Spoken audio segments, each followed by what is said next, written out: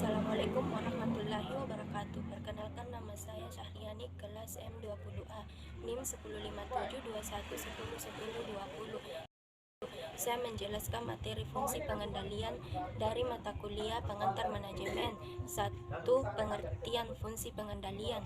Fungsi pengendalian atau controlling adalah fungsi terakhir dari proses manajemen.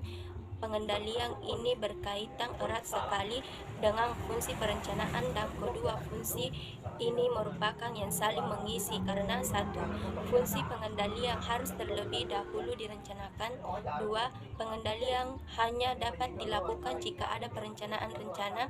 Tiga, pelaksanaan perencanaan akan baik jika pengendalian dilakukan secara baik. Empat, tujuan baru dapat diketahui tercapai dengan baik atau tidak setelah pengendalian pengukuran dilakukan. 2. Pengertian pengendalian. Pengendalian adalah proses pengaturan berbagai faktor dalam suatu perusahaan agar sesuai dengan ketetapan-ketetapan dalam rencana.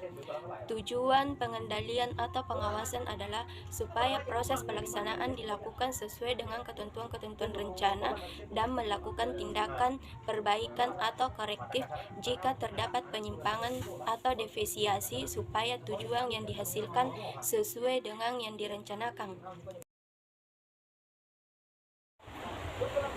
Asas-asas pengendalian. 1.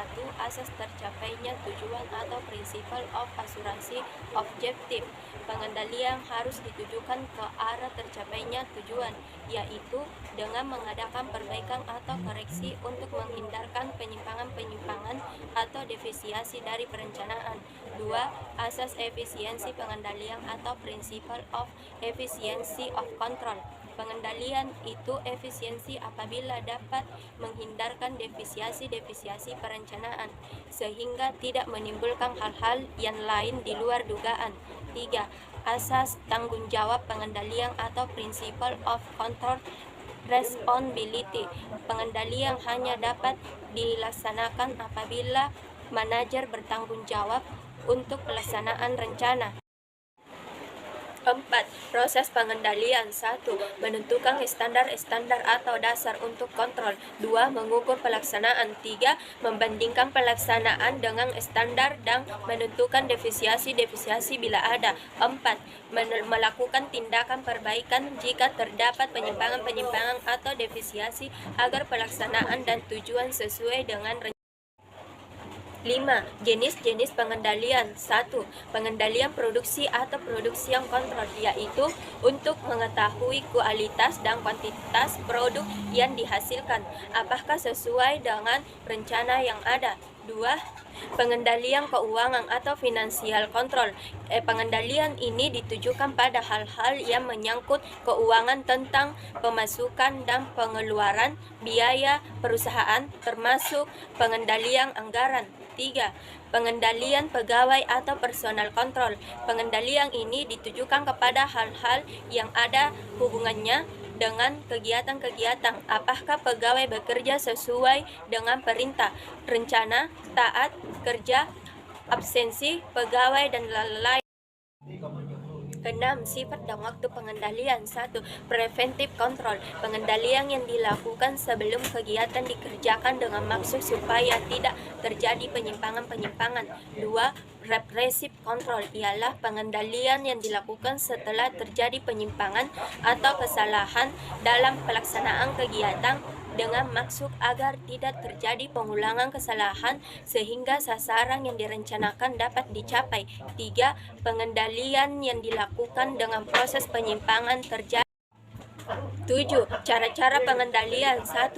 Pengawasan langsung adalah pengawasan yang dilakukan secara langsung oleh seorang manajer secara pribadi. 2. Pengawasan tidak langsung adalah pengendalian jarak jauh melalui laporan yang diberikan oleh bawahan. 3. Pengawasan berdasarkan kekecualian adalah pengendalian yang dikhususkan pada penyimpangan-penyimpangan yang luar biasa dari hasil atau standar yang diharapkan. 8. Macam-macam pengendalian. 1. Internal control atau pengendalian internal adalah pengendalian dilakukan seorang atasan terhadap bawahannya. 2. External control atau pengendalian eksternal adalah pengendalian yang dilakukan oleh pihak luar. 9. Alat-alat pengendalian. 1. Bucket. 2. Non-bucket. A. Personal observation. B. Reports. C. Statistik. D.